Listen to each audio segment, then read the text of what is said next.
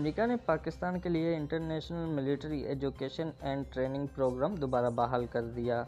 समाजी राब्ता की वेबसाइट ट्विटर पर अमेरिकी नायब सेक्रेटरी एलिस वेल्स की जानिब से ट्वीट किया गया, जिसमें उनका कहना था कि मुश्तरका तरजीहात के हवाले से फ़ौजी ताउन और अमेरिकी कौमी सलामती को मजबूत करने के लिए सदर डोनाल्ड ट्रंप ने पाकिस्तान के लिए बैनुल अक़वामी फ़ौजी तालीम व तरबियत प्रोग्राम दोबारा बहाल करने की मंजूरी दे दी है।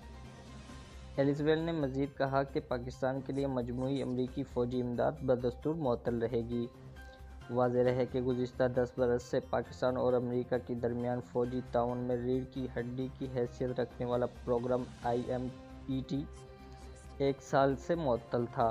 तहम सदर ट्रंप और वज़ीर-ए-आज़म इमरान खान के दरमियान रवां साल होने वाली मुलाकात रंग ले आई और ट्रेनिंग प्रोग्राम में पाकिस्तान की शिरकत पर आयद पाबंदी उठा ली गई है।